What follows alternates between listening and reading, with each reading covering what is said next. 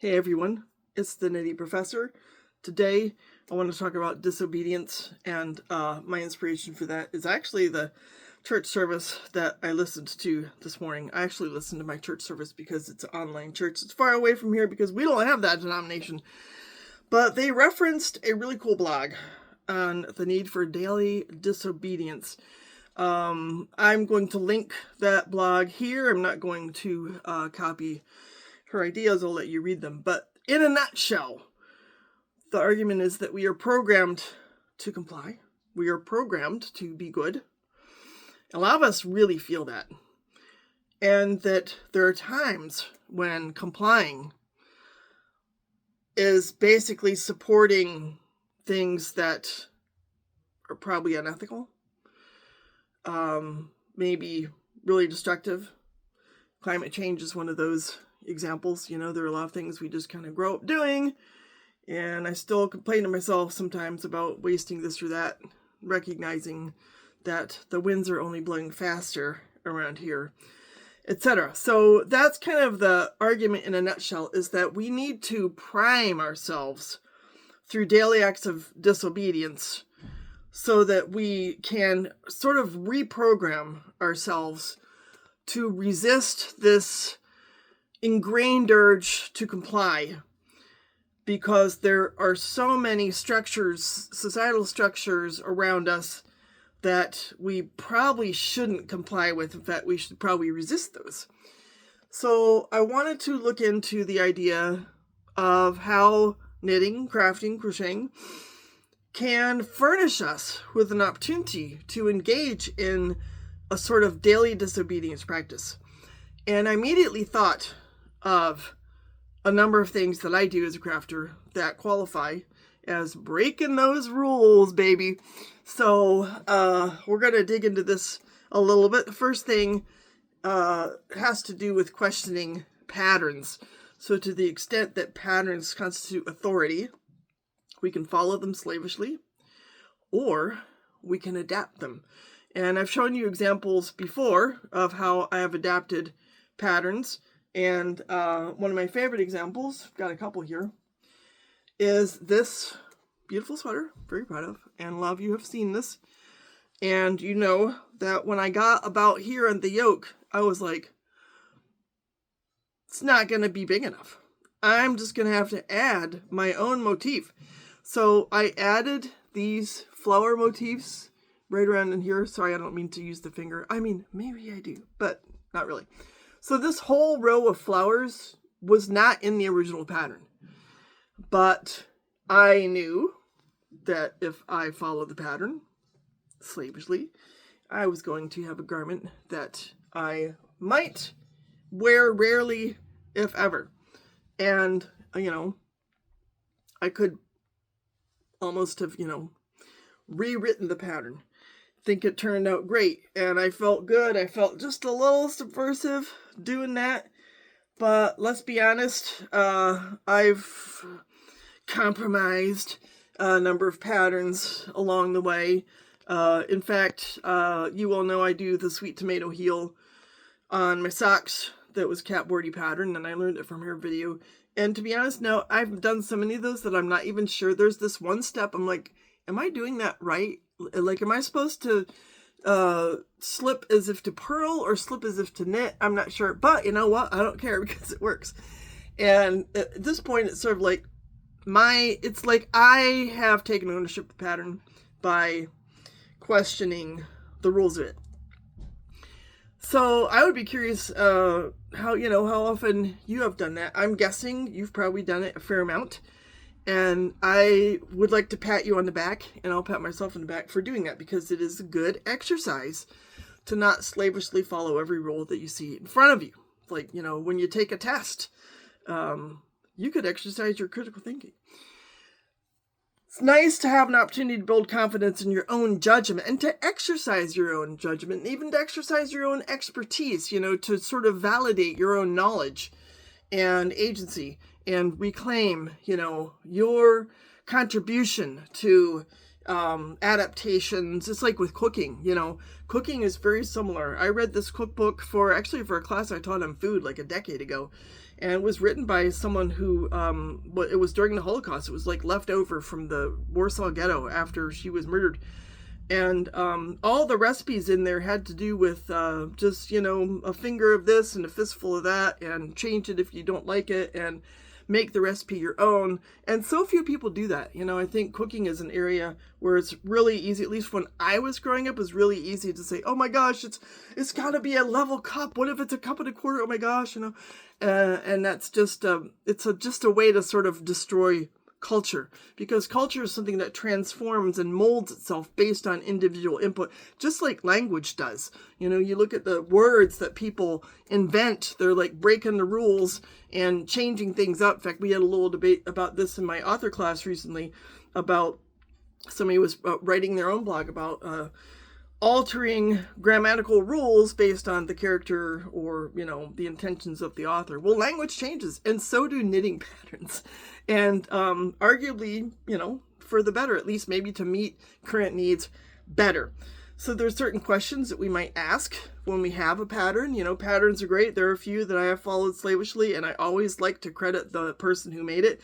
But sometimes it's worth asking, well, who made this? What assumptions did they have? Did they have assumptions about body size? For example, this pattern had, a gorgeous, really svelte, thin guy in the picture, and I didn't knit it for 2 years because I was like, not sure I could ever make that fit me. But then I got some confidence because I had knit some other patterns, and I felt like I bet I can adapt it, and I bet I can resize it. So I actually changed it up a fair amount, and it's one of my favorite sweaters.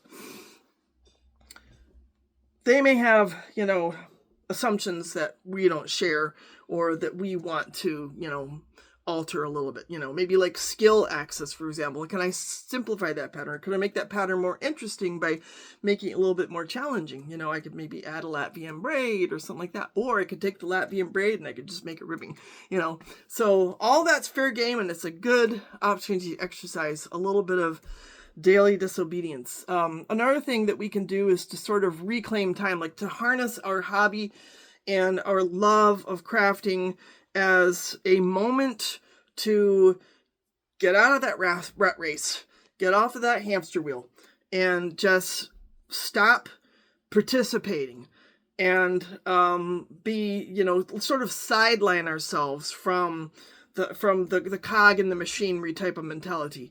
That's, a really good opportunity to take knitting and crafting and weaving, whatever it is, and just to give yourself that shot at being you and divorcing yourself, however temporarily, from, the daily grind. My son and I have had this conversation recently about him getting he has a good paying job, but it's really doesn't do anything for his mind, let's put it that way, and he was feeling empty. And I was like, you could take your interest in this case film, and do it on the side and do it as a hobby, and you can still train your skills, hone your skills, and you can do something with your mind, and you can actually even make films on your own time that express who you are as a thinker and as a resistor, and we can do that too with our crafting. Just take that time, use that as non-productive time to refuse to be a part of the capitalist framework, even if it's just for, a few hours a week. Now, another thing we can do to exercise our disobedience is to avoid the stranglehold that a lot of yarn brands, yarn providers, stores have on the market. I've complained about this. The only places I can buy yarn in my town are Walmart and Hobby Lobby. And I don't really do it. I mean, there's so little yarn there that I could see a use for. I've I guess we've had Hobby Lobby for 6 or 7 years now, and that's probably about the number of skeins of yarn I've bought there. Actually, I bought some skeins when I wanted to teach knitting at the School for the Blind, so that was more like 20 at that time. But other than that, what we can do to, resist is to seek out yarn from small farms, from people we know. I like to go to fiber fairs, obviously, because then you can meet the actual people who often grow the flocks and do their own shearing and carding and cleaning and spinning. I have a friend who has a mill. In fact, if you're looking for a mill to card wool, I know someone who's selling one because she's been doing it for about, 15 years, and she's ready to retire. But we can seek out yarn from small farms. We can seek out locally dyed yarn. That's what I'm knitting with here. I got this at the Red River Fiber Festival in Fargo. It was dyed from someone probably in North Dakota. We can also study the origins, like where does the fiber come from? Like really understand how is this made? What labor goes into it? What do I need to know about the effort it takes to make this yarn that I'm using to make this giant scarf? And obviously that's something that I take to heart. For example, this Pigora goat yarn I spun myself. I met the person who raises the goats. She invited me to my farm. In fact, it'd be cool for us to do a field trip. Once I get it together with my books. Book 3 is coming out really soon, folks. I think it'd be cool to start looking at, like some field trips and stuff like that. But obviously, I met the person who raised the goats. I talked to her about the fiber. I spun it myself. And this one, as you know, I got a skirted fleece and I washed it, carded it, spun it, washed it some more, plied it, and that, of course, gives me some pretty deep insight into what it takes to take, tufts of wool from an animal and actually make something that you can turn into this. It's a really good exercise. It's a good way to resist the capitalist machine that hides the origins of most of the things that we purchase from us. And doesn't even give us an opportunity to exercise our critical thinking and ask ourselves who made it, under what circumstances, and were they getting paid, and how were the animals treated if they were involved, or what's the impact on the climate, etc. So if we learn where the fiber comes from, we are in a much better position to disobey the pressure of buying industrially produced petroleum-based yarn, and consider, how the land was used, the environmental impact, all that kind of stuff. It's like, refusing to buy into the exploitative sources of a lot of the stuff that we buy and, sort of reclaim our own ethics, our own ethical judgment. Here's another thing that is a good way to exercise a similar kind of disobedience, which is to repair and don't replace. Now, this sweater that I have on, I did not make it. I don't know who made it, but it was handmade in Iceland probably 50 years ago, folks. I got this sweater as a gift from my godmother, who passed away from suicide back in the 70s. And if I were to turn around, you'd see it actually has a couple holes in it. So I'm going to have to do some mending. But just by virtue of, and there have been times when I've thought of, I actually gave this sweater to my daughter for a while, because for a while I was actually too big for it. I lost a few pounds and now I can wear it again. But I toyed with, like, do I want to hang on to it, But I'm so glad that I kept it, because I'm proud now that I have, number one, it's handmade. It's from Icelandic wool. It's made by a real person. I think her name is back in there somewhere. Or his. And, it's 50 years old. It's a really cool artifact to sort of express my interest in resisting the fast fashion trap, which, I'm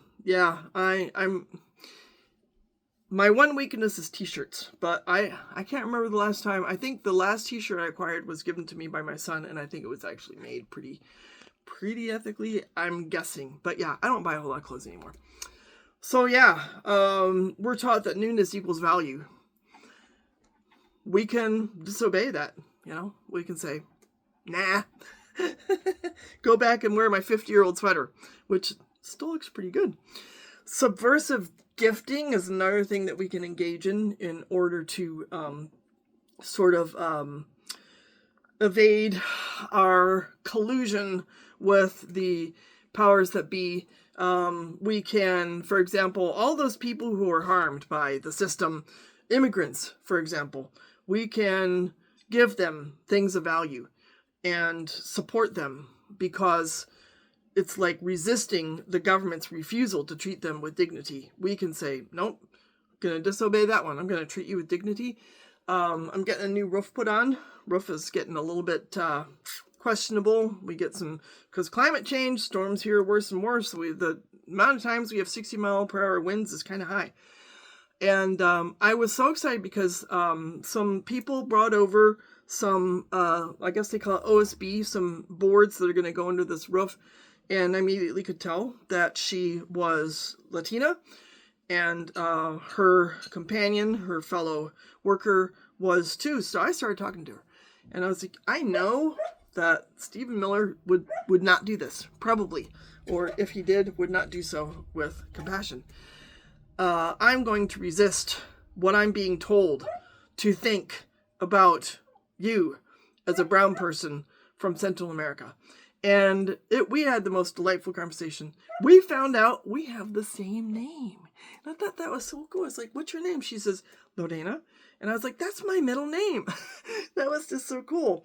And she's like a real expert on siding. She's been doing siding for 20 years, gave me some awesome advice. I asked her where her companion was from, and he's from Guatemala. And I asked him a question in Spanish, and he answered it. And it was just so delightful, to welcome people into my yard to work for me that I know from the top level are not being very welcomed. It just felt so right, felt so good.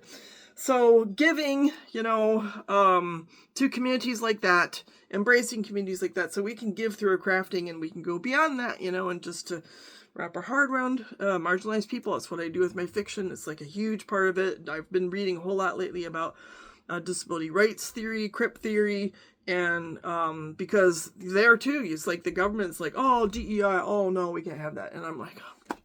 So I'm working really hard to just learn as much as I can about disability rights, advocacy, and incorporate that into my fiction writing so that I can be a part of the conversation that is disobedient. Mutual aid, relationship building over commodities. It's kind of a cool thing. Networks of giving.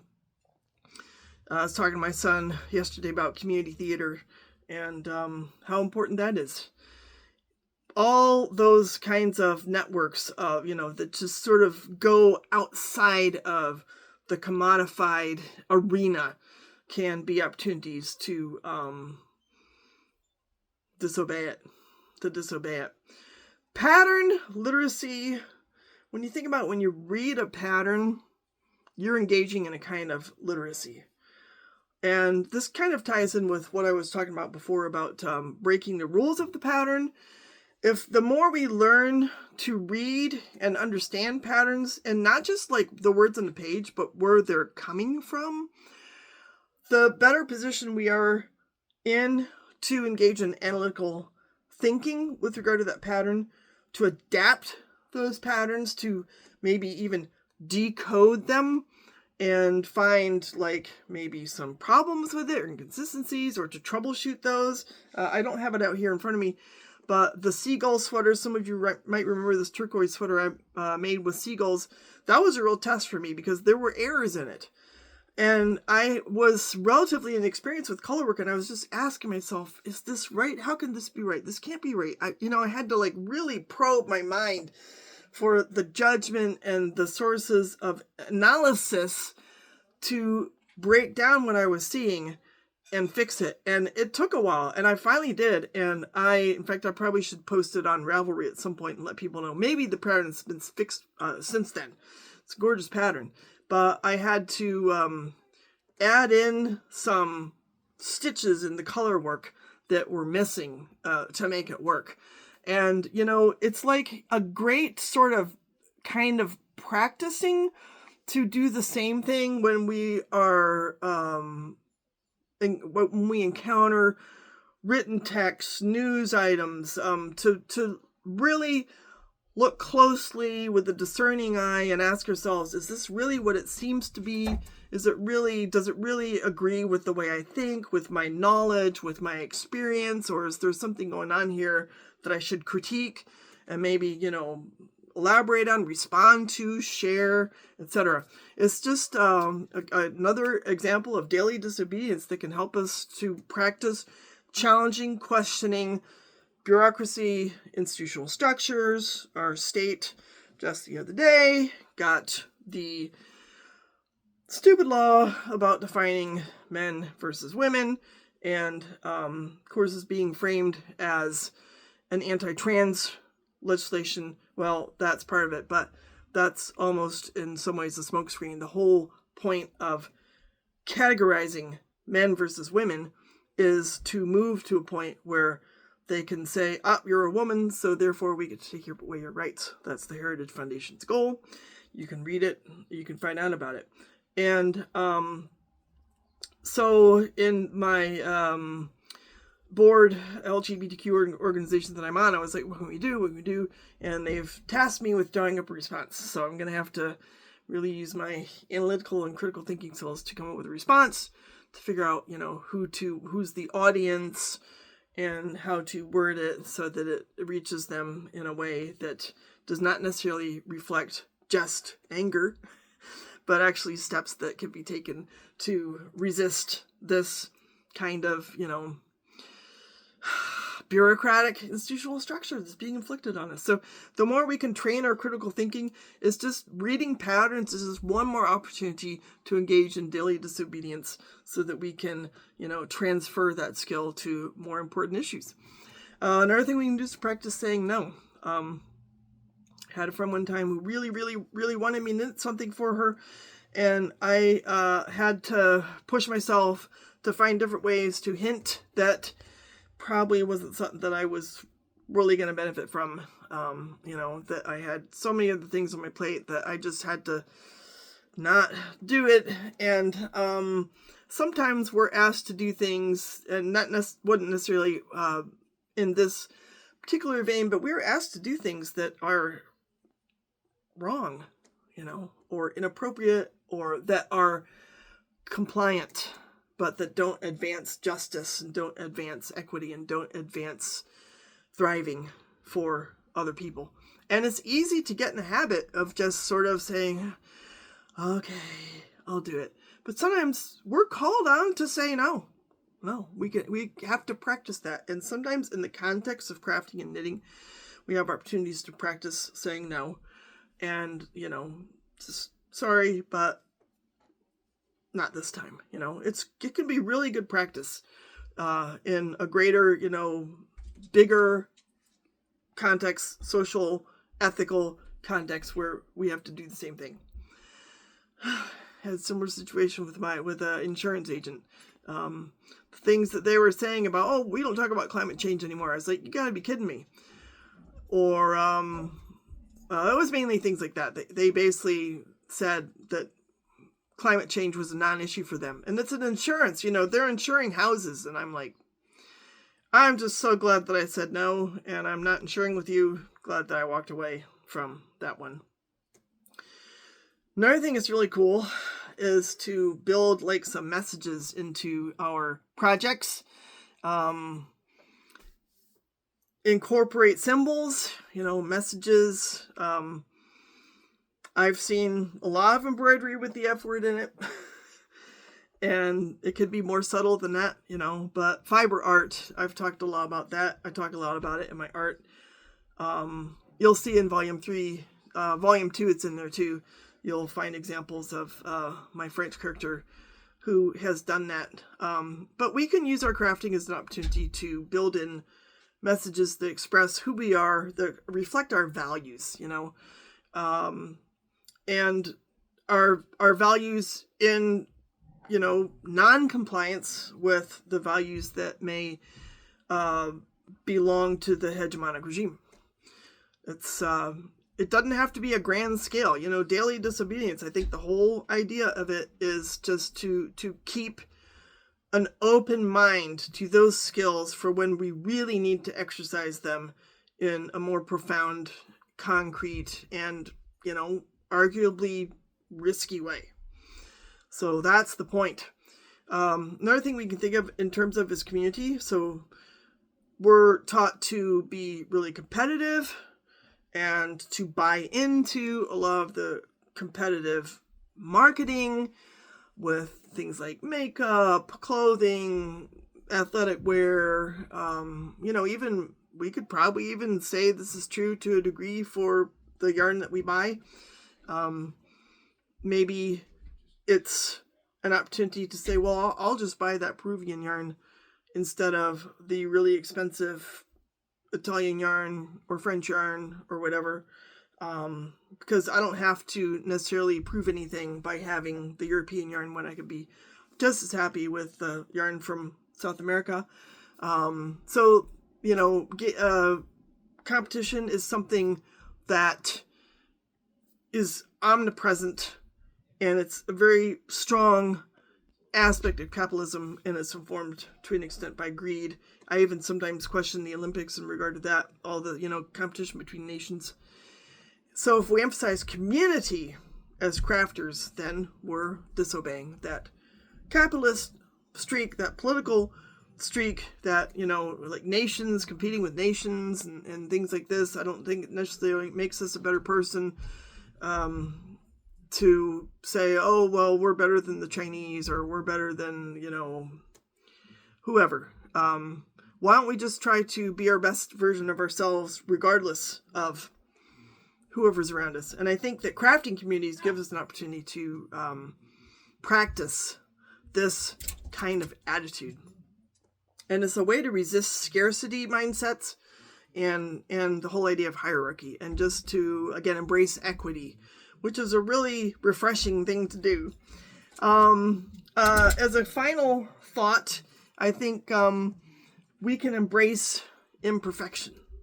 We don't have to buy into the notion that perfection is a worthwhile goal. And that's something I've always struggled with as a musician. In fact, it's one of the reasons why I'm not a paid performing musician, because I got so caught up in classical music and playing it perfectly that it kind of wrecked my enjoyment of music. So the expectation of, industrialized, perfectionized output is something that it's sort of ingrained in us. Even in music, I've got recordings of Dennis Brain playing the French horn, and there are occasional cracked notes in there.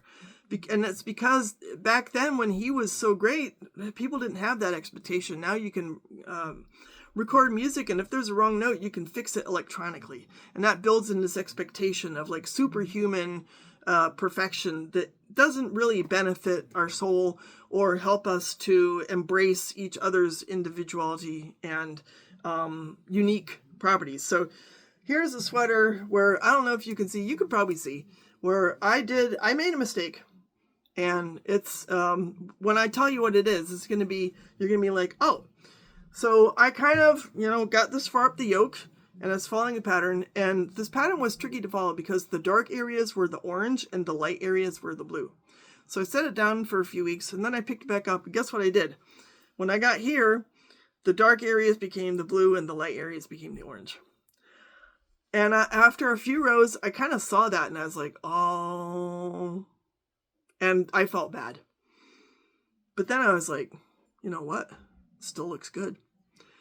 And it'll make my sweater unique. And I disobeyed the pattern. So sort of circling back to what I was saying at the top, I disobeyed the pattern. Haha, joke's on you. Doesn't matter, because it's still beautiful, and now it's mine. So I embraced my mistake. I just kept going in the faith. And it's the kind of thing, when I'm out wearing this, people are like, oh my gosh, that's so pretty. Nobody gives a darn about the fact that I switched the colors halfway up the yoke. And now I'm kind of happy about it, because I do think that embracing mistakes like that is just a really good opportunity to say, you know what, screw it. I'm going to disobey this streak of it's got to be just right, or it's got to satisfy someone else's, taste or demands. That's not why I'm in it. So in any case, I think I'm really glad that the sermon that I heard the other day mentioned this blog. I will link it for you so that you can read it for yourself. I recommend it. It's a great read. And the author has other blogs that she writes that, she would love to have us read too. So I'm happy to pass along her name. If you have examples from your own crafting experience of, embracing mistakes or whatever it is, ethical sourcing of yarn to add to the discussion, I would love to see you add your 2 cents worth. Appreciate y'all sitting down with me in my rainbow scarf, which is growing fairly steadily. And we'll be talking soon, I'm sure. So y'all take care and have a great rest of your day. Ciao.